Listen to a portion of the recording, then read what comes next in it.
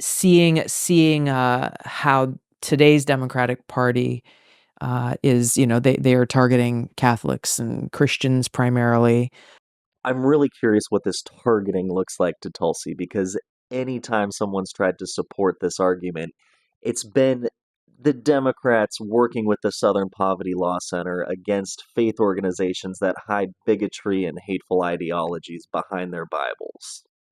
Um, Trying to eliminate like God, really any mention of God from every facet of public life. There's no platform, no legislation being put forth that's trying to remove God from anybody's public life. This is the same sort of fear-mongering excuse as liberal women coming after Southern conservative women. Fully made up. You had Kamala Harris when she was a senator on the Judiciary Committee, going after and attacking and ultimately opposing a nominee for a judgeship, specifically because he was an observant and devout Catholic and a member of the Knights of Columbus. The problem isn't his faith, it's the fact that he uses that faith to adjudicate and interpret the law through a biblical lens, not the lens of the Constitution. You Fuck is that? The Knights of Columbus. What is It is an all-male organization.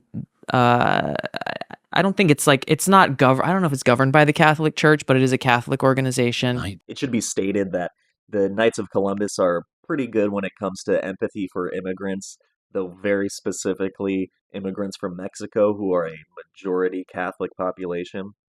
The Knights are vehemently against gay rights, trans rights, abortion rights, and divorce. Knights of Columbus. And that sounds cool. it does sound cool. Way cooler than me and my friends. Yeah, so cool to be named after a pederast creep who sailed under the doctrine of discovery, which was a Catholic ordination to go and inhabit the lands of the uncivilized, unchristian people by any means necessary. But it's a community like service oriented organization. They go and do good things in the community essentially. And only for the members of that community when they're straight and cisgendered.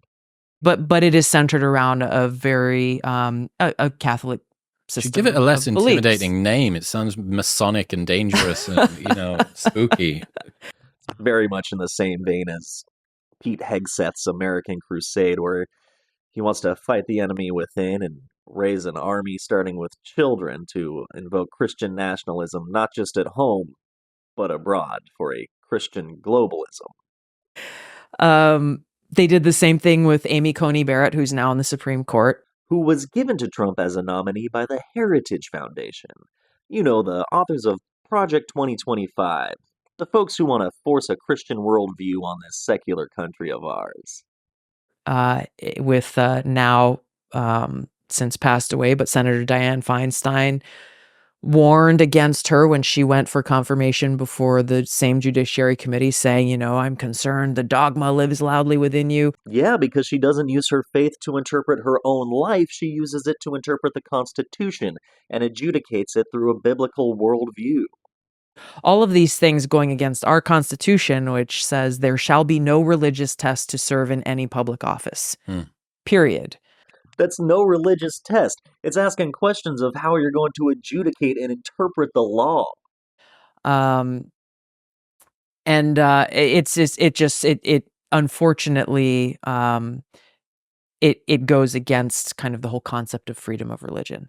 It's the complete opposite. Harris and Feinstein rose their objections to protect people and allow them to live their own lives free from another's interpretation through their religious dogma, and allow them to live their own religious or non-religious life. Where you can have your beliefs. You can be atheist, agnostic, Christian, Buddhist, Hindu, whatever your choice is. That is literally the concept of freedom. Yeah, so don't allow those people to be judged through somebody else's lens of religion in a secular court of law. It's not that you're not allowed to practice your religion in public and it's got to be just a private thing. You can do what you want. So in attempting to defend her claim that the Democrats are trying to remove God and religion from people's public lives, she comes up with two cases that actually support the opposite position, that Democrats are protecting people's freedom of or from religion. It's just another accusation that ends up becoming a confession when they can't justify their own position. Thanks for watching. I'll catch you next time. Miss you, love you, bye.